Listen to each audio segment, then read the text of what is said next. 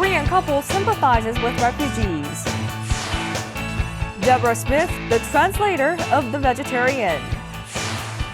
A museum that encourages drawing. Installation art serves as food stall for homeless. Sydney's first Korean prosecutor.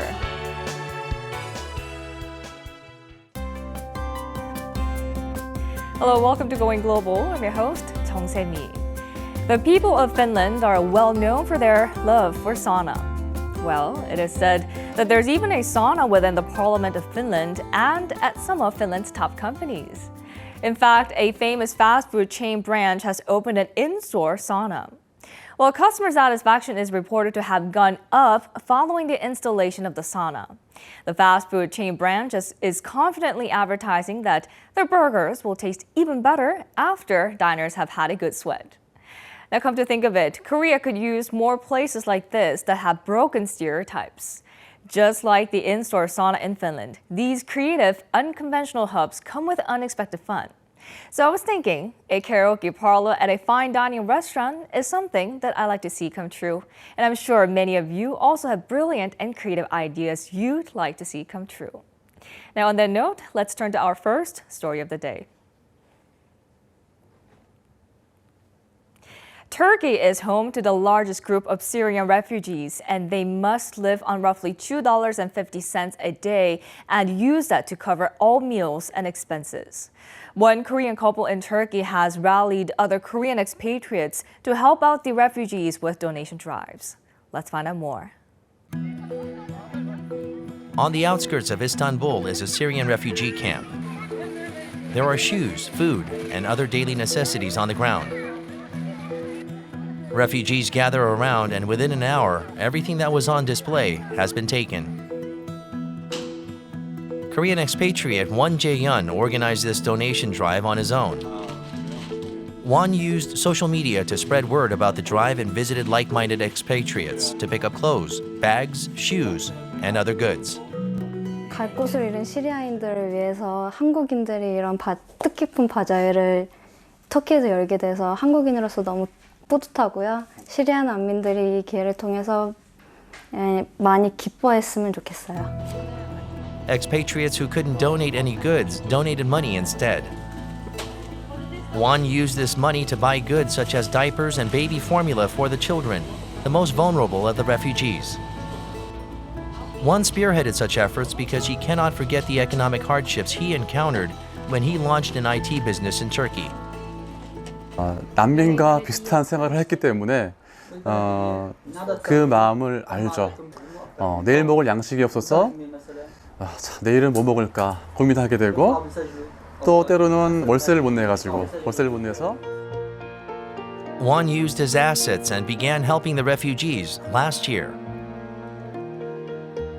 He collected about $670 and lots of items over 3 weeks for the recent donation drive. It may not be much, but it was a great sum for the refugees who need to make do with $2.50 a day. 저희들의 힘만으로는 할 수 없죠. 잘해야 뭐 한두 가정 도와줄까? 근데 다른 분들이 도와주시면은 더 많은 사람들에게 도움을 줄 수가 있을 거라 생각합니다. Won also has plans to build a school for the children of refugees with the help of other Korean expatriates. Moving on to our next story, Korean author Han Kang's The Vegetarian has won the prestigious Man-Booker International Prize, making Han the first ever Korean author to receive the award. The spotlight is also on the translator Deborah Smith, who equated Korean literature to a treasure chest. Why is that? Let's take a closer look.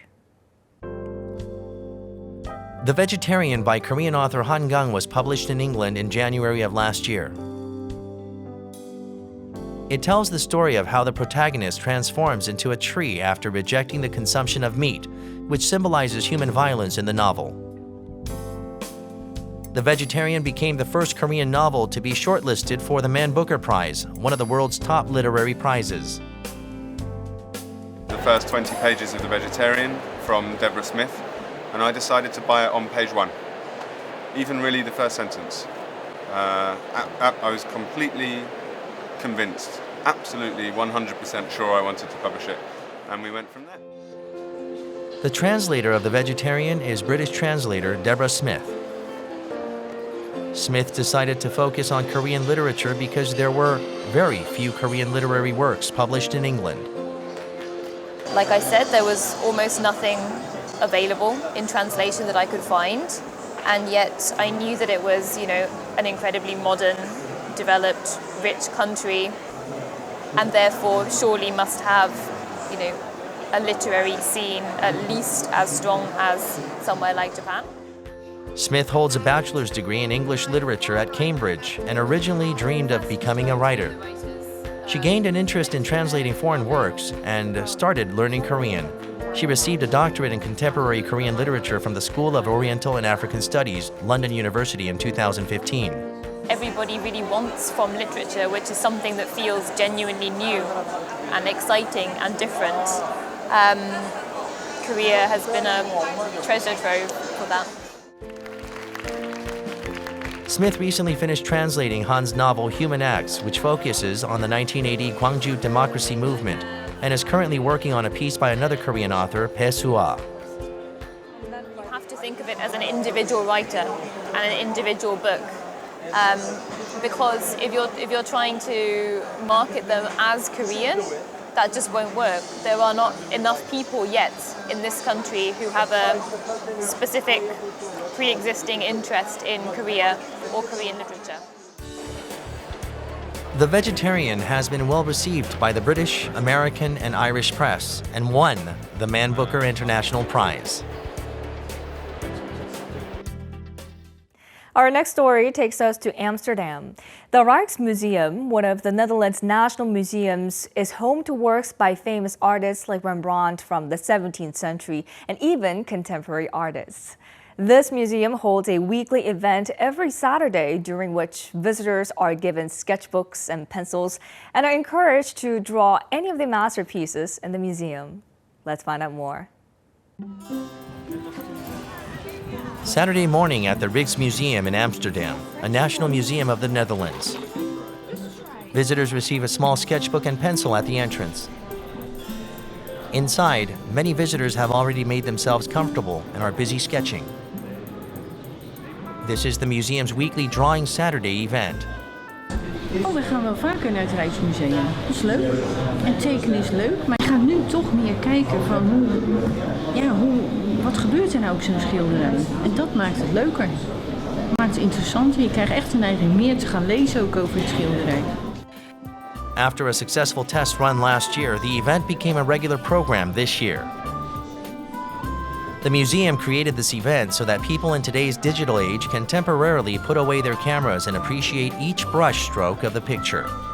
Kort naar kunst kijken. De gemiddelde tijd dat iemand naar een kunstwerk kijkt is 9 seconden.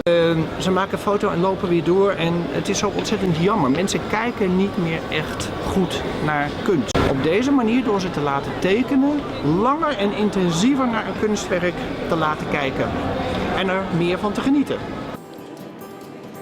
Some visitors still take snapshots of famous works, but visitors with sketchbooks and pencils are engaged in their drawings. This lecture hall in the museum is named the Picnic Lecture Hall. Here, classes for all levels of artistic proficiency are offered, along with refreshments. Maar we hebben ook al een aantal echte tekenaren hier gehad. Joost Zwarte, heel beroemd striptekenaar in Nederland. Dus het is een hele uitgebreide promotie om te leren, of te tekenen, niet te leren tekenen, want iedereen kan tekenen, maar om te leren kijken. The Drawing Day event provides visitors with a comfortable artistic space and the opportunity to become more familiar with the artists and the times they lived in.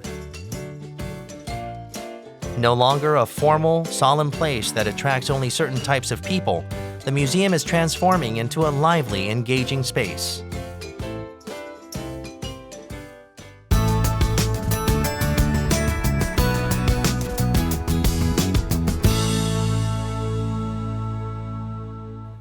Our next story takes us to France. One food cart is providing warm coffee and noodle soup to the homeless in France. However, the cart that carries the necessary tools and utensils is actually a piece of installation artwork. Let's take a closer look. A man is busy pushing his cart on the street even before dawn. He heads to an area behind a building where many homeless people are sleeping and unloads his cart. The cart is named Yu Mok-yeon and is based on a 포장마차 or a mobile food stall seen in Korea. The homeless warm themselves up with a warm cup of coffee and bowl of noodles.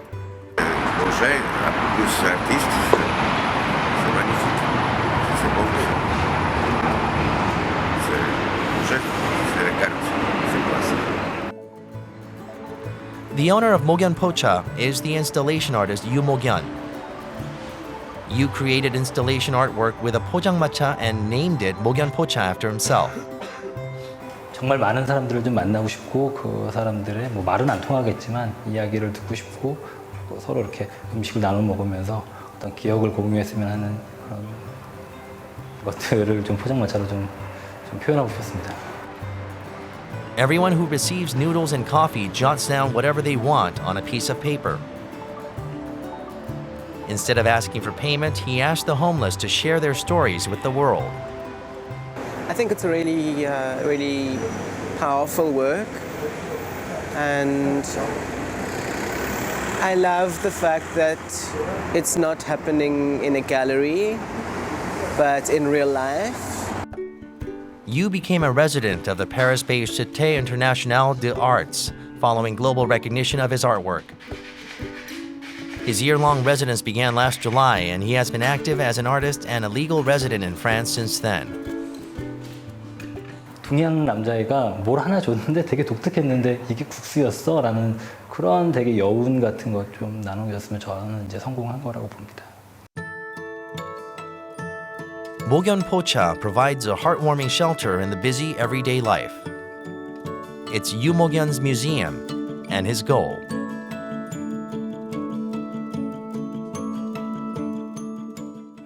It's time for our last story of the day. Australia is a multicultural nation, but it is said that there is an invisible barrier for Asians that hinder them from integrating into mainstream society.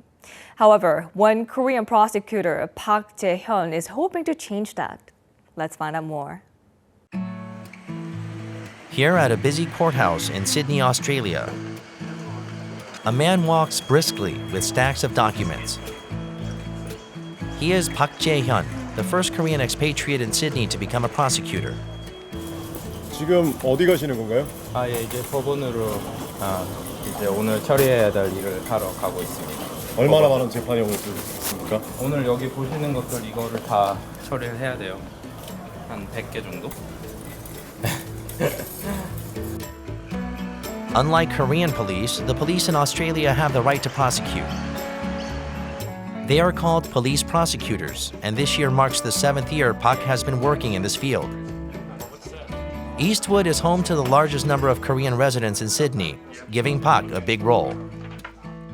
His assistance in matters involving Korean victims and offenders, it really helps us because he can talk to these clients and get through to them in ways that we cannot because of his culture skills. Park is a first-generation expatriate, having come to Australia at the age of 14. At that time, many Korean adolescents were sent abroad to study, and Park's parents joined the trend, hoping that he'd experience a greater world. Living apart from his family and studying English posed a great challenge to Park, but there was one that was even greater. 아무리 이민자들이 많고 멀티컬처럴이라서 그 다국적만이 많아서 아직도 주류 사회는 호주는 꽤나 닫혀 있는 사회거든요. 그런 시선들 그리고 그런 벽을 허물어서 주류 사회에 들어가서 노력해야 된다라는 거 그런 게 쉽진 않죠. Park achieved his dream of entering law school and wanted to become a prosecutor who actively takes part in trials and not a prosecutor who sits in an office and does paperwork. However, the fact that there weren't any Korean judges or prosecutors in Sydney came as a great burden for him. Then, an opportunity came his way.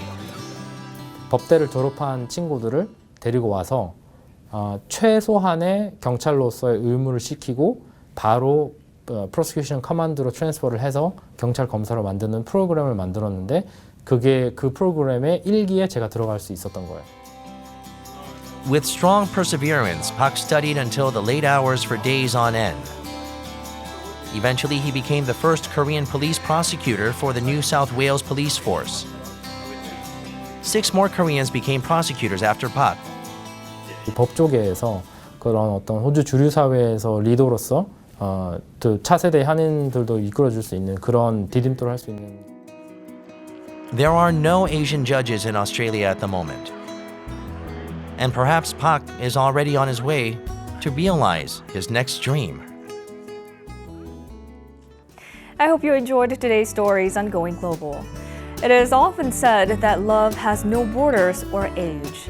Over in Guangxi Autonomous Region in China, a blossoming romance between a 47-year-old man and a 93-year-old woman is making waves.